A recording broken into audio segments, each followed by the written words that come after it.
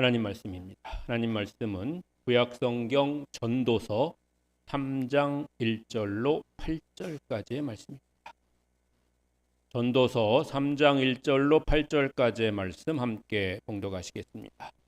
범사에 기한이 있고 천하 만사가 다 때가 있나니 날 때가 있고 죽을 때가 있으며 심을 때가 있고 심은 것을 뽑을 때가 있으며 죽일 때가 있고 치료할 때가 있으며 헐 때가 있고 세울 때가 있으며 울 때가 있고 웃을 때가 있으며 슬퍼할 때가 있고 춤출 때가 있으며 돌을 던져버릴 때가 있고 돌을 거둘 때가 있으며 안을 때가 있고 앉는 일을 멀리할 때가 있으며 찾을 때가 있고 잃을 때가 있으며 지킬 때가 있고 버릴 때가 있으며 찢을 때가 있고 꿰맬 때가 있으며 잠잠할 때가 있고 말할 때가 있으며 사랑할 때가 있고 미워할 때가 있으며 전쟁할 때가 있고 평화할 때가 있느니라.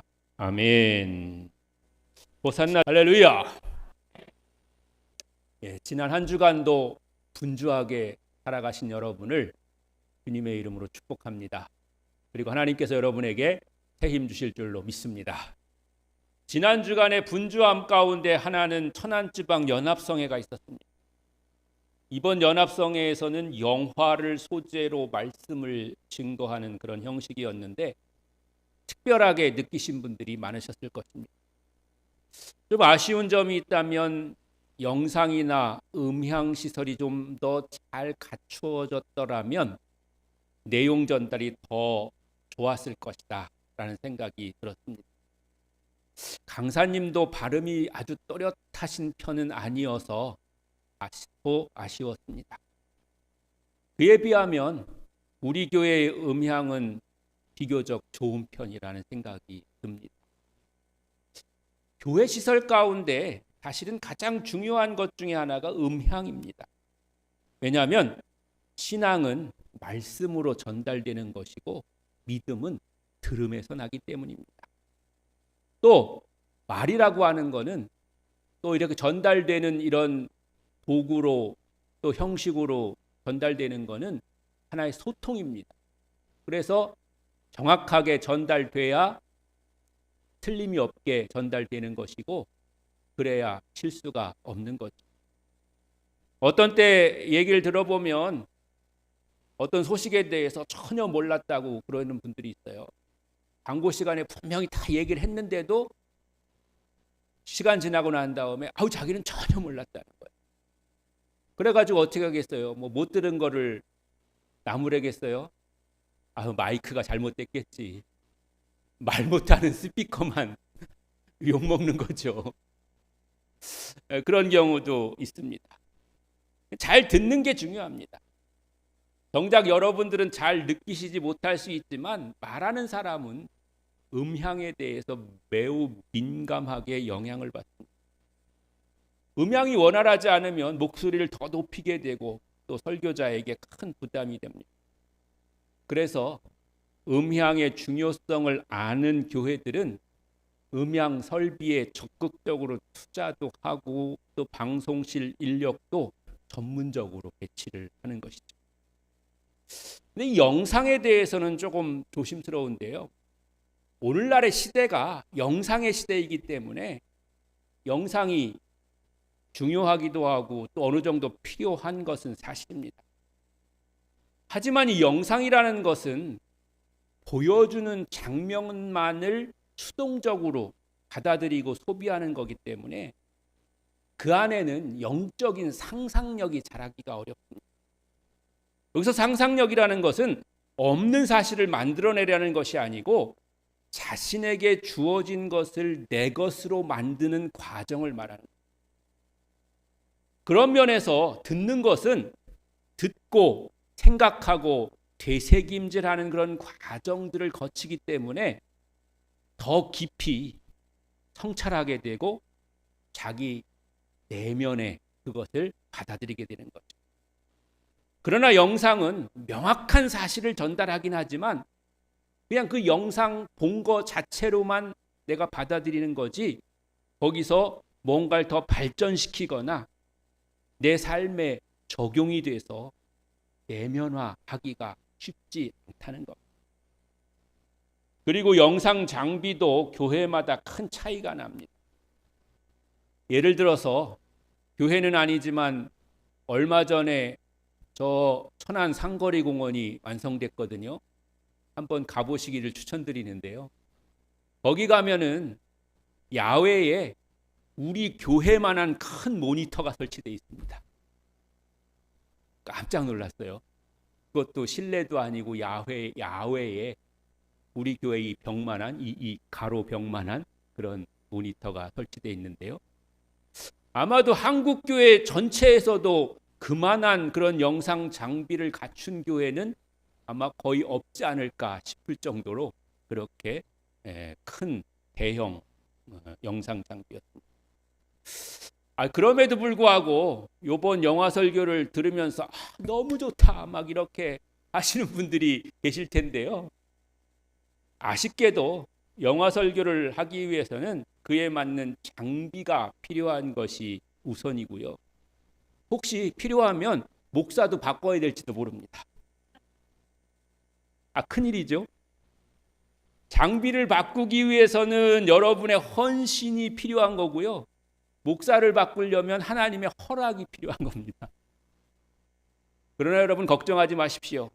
하나님은 우리의 필요를 잘 아실 뿐만 아니라 가장 좋은 것으로 우리에게 주시고 인도하실 겁니다. 우리는 하나님의 뜻을 잘 분별하고 순종하면 되는 겁니다. 그런데 이 영화 설교도 너무 자주 하면 식상하지 않을까요? 그리고 저도 그런 설교를 못해서 안 하는 게 아닙니다. 나도 할 수 있다. 제가 성화 그림을 가지고 설교한 적도 두어 번 있지 않습니까? 한 번은 샤갈이었고 한 번은 지거 궤더였습니다. 앞으로 제가 영화 설교도 1년에 한두 번 정도 해보도록 그렇게 하겠습니다. 이 성회 강사님이 목사님들 대상으로 특강도 하셨는데요. 그때 말씀하신 것이 반복되지만 영상 설교가 가능하려면 장비가 뒷받침돼야 된다는 거예요. 최소한 음향 전달이 확실해야 되고 영화이기 때문에 최소한 서라운드 시스템의 음향 설비 그리고 교회 크기에 비해서 충분한 큰 모니터가 필요하다는 거죠.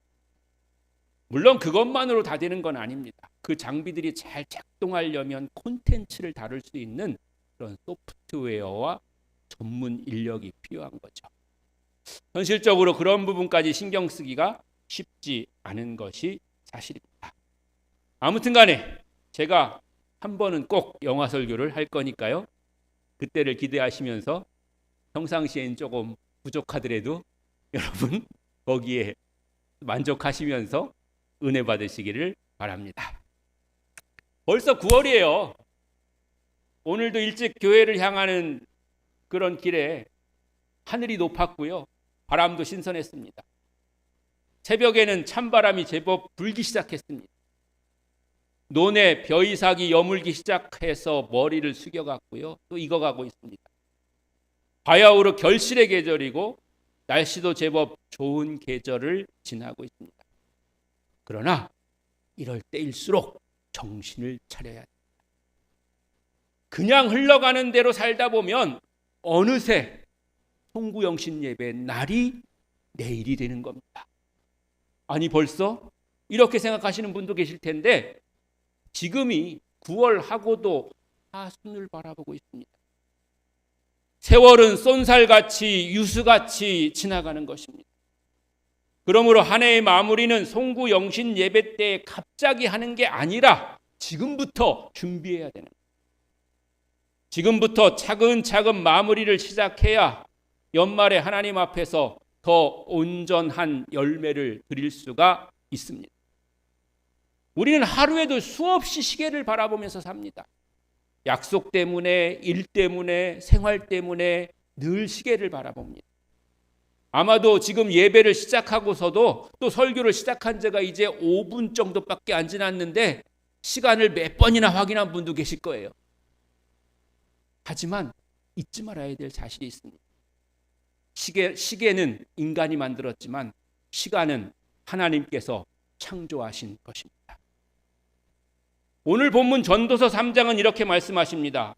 범사에 기한이 있고 천하 만사가 다 때가 있나니.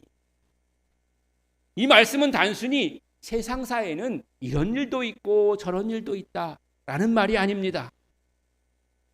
우리 인생의 모든 순간이 하나님의 주권적인 시간표 안에 있다고 하는 선언입니다.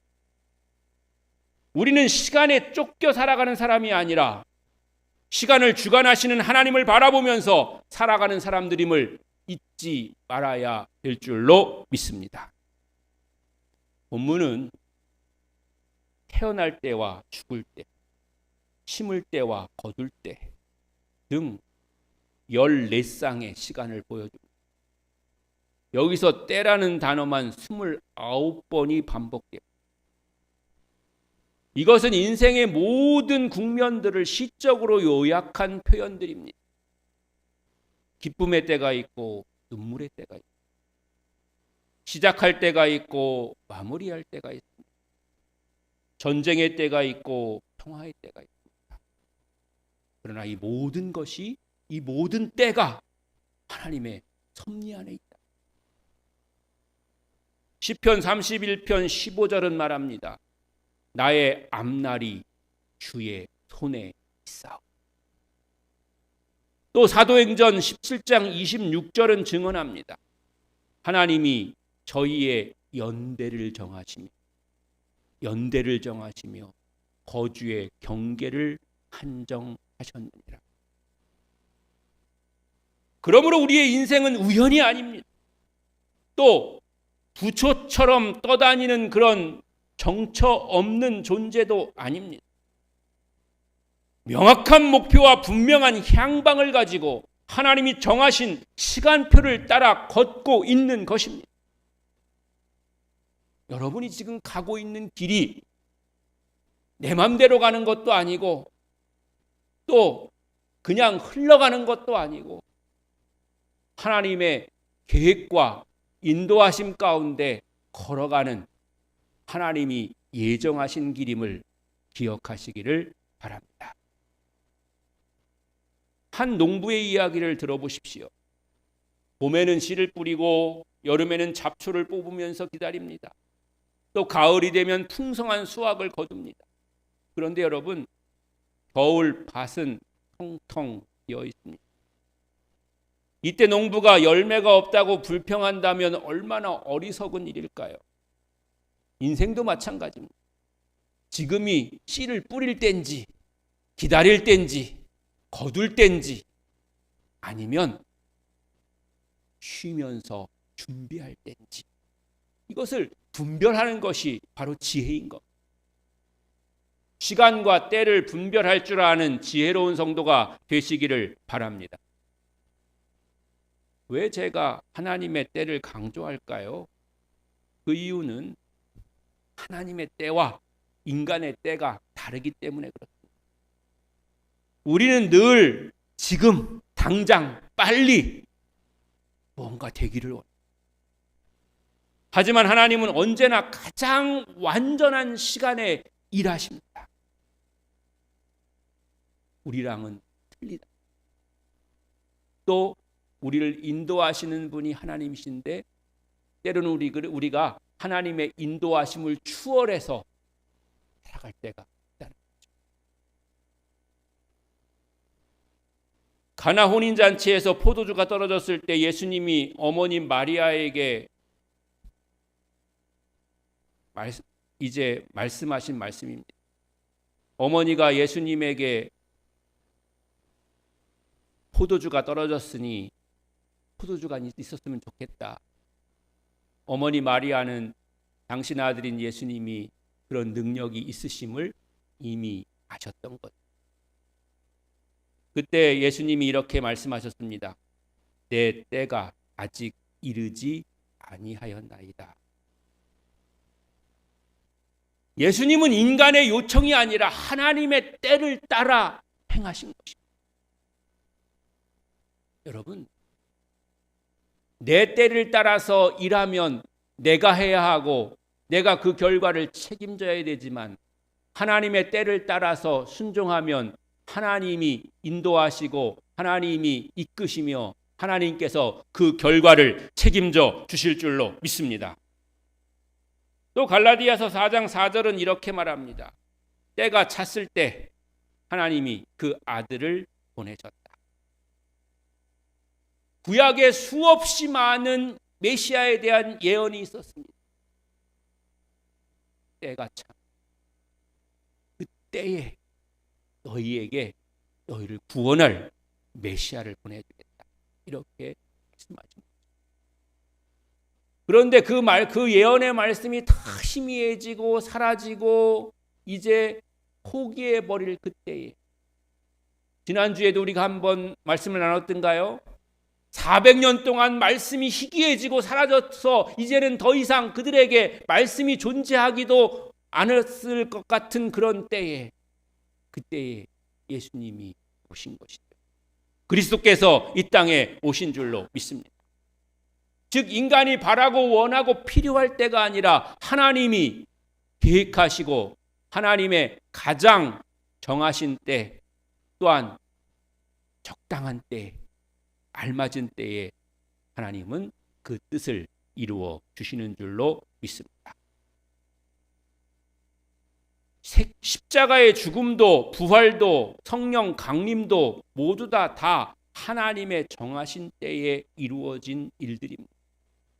그런데 하나님의 그 정하신 때는 분명한 계획과 또한 한치의 빈틈이 없음을 우리는 알 수가 있습니다. 우리가 성경을 공부할 때 뭐 숫자를 가지고 뭐 40년이 어떻느니 고난이었느니 뭐 40일 만에 뭐가 됐느니 이런 이야기들을 지금 지나고 나서 다 그렇게 분석을 하지만 사실은 그게 하나님이 가장 적당하고 하나님이 가장 알맞으신 때에 행하신 거죠. 그런데 그것이 지나고 나 보니까 다 그렇게 알맞게 들어맞고 한치의 빈틈이 없이 그렇게 되어져 나갔다고 하는 것입니다. 이사야 60장 22절은 또한 말씀하십니다. 때가 되면 내가 속히 이루리라. 여러분의 때가 아니라 하나님의 때를 기억하시며 깨달으시며 또 그때가 되면 하나님이 주저하지 않으시고 신속하게 이루실 것을 믿으시기를 바랍니다.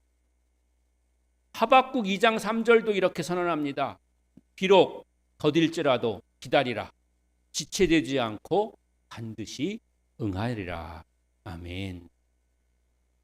우리는 때때로 하나님의 때가 더디다고 느낄 때가 있습니다.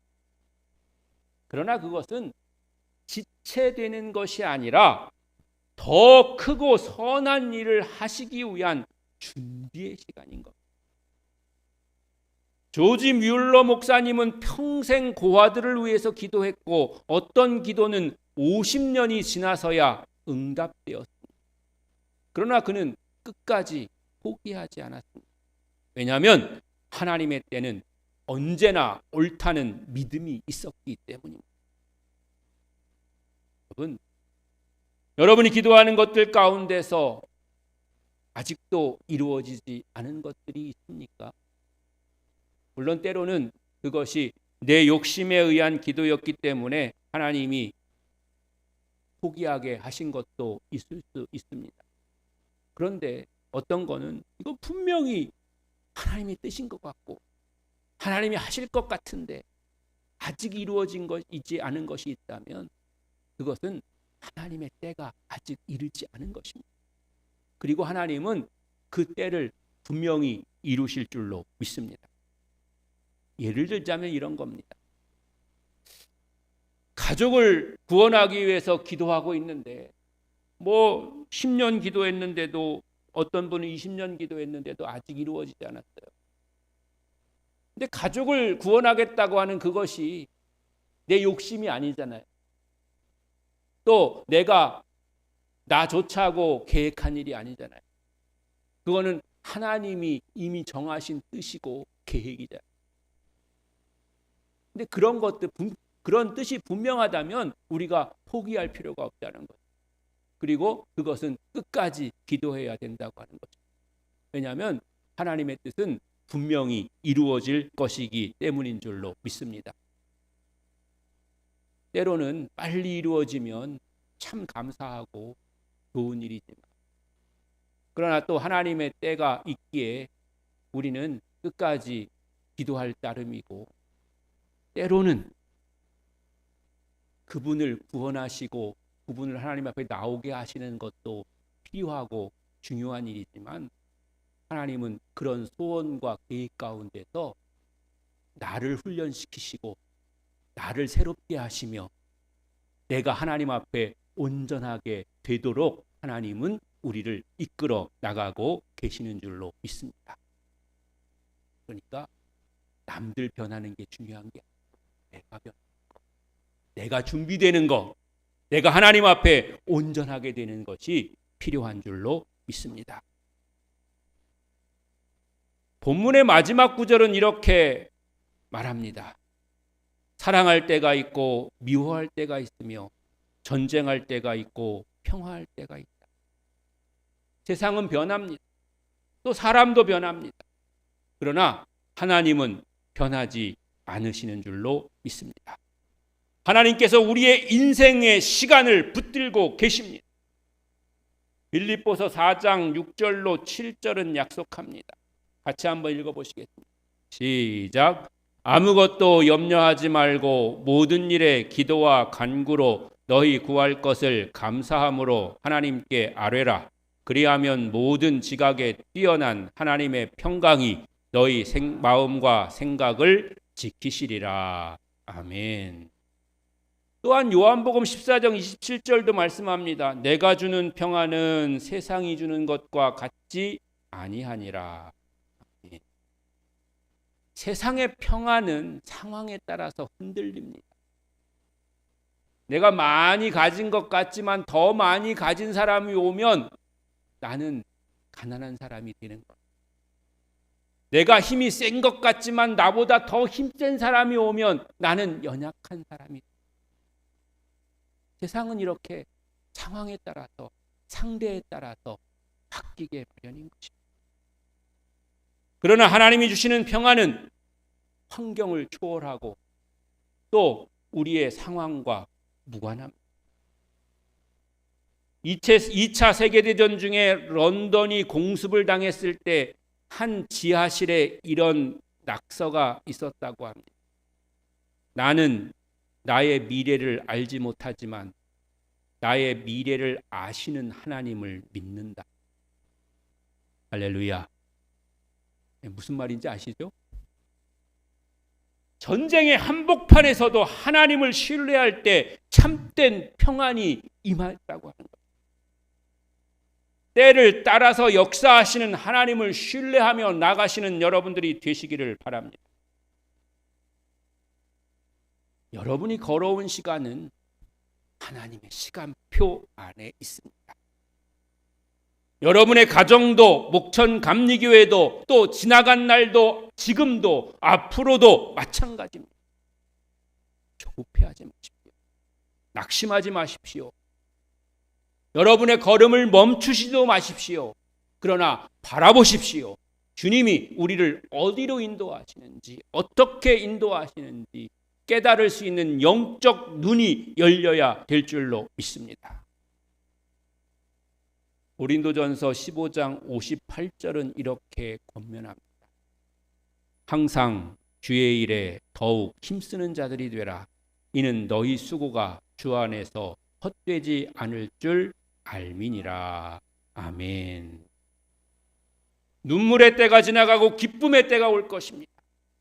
씨 뿌리는 때가 지나가면 추수의 때가 올 줄로 믿습니다. 전쟁의 때가 지나가고 또한 평화의 때가 반드시 오게 되는 줄로 믿습니다. 그러나 그 가운데서 내 위치가, 내게 주신 사명이, 내게 맡겨주신 일이 무엇인지를 우리는 깨닫고 그것을 위해서 최선을 다하고 그 일들을 우리가 온전하게 하나님의 뜻대로 행해야 하는 것입니다.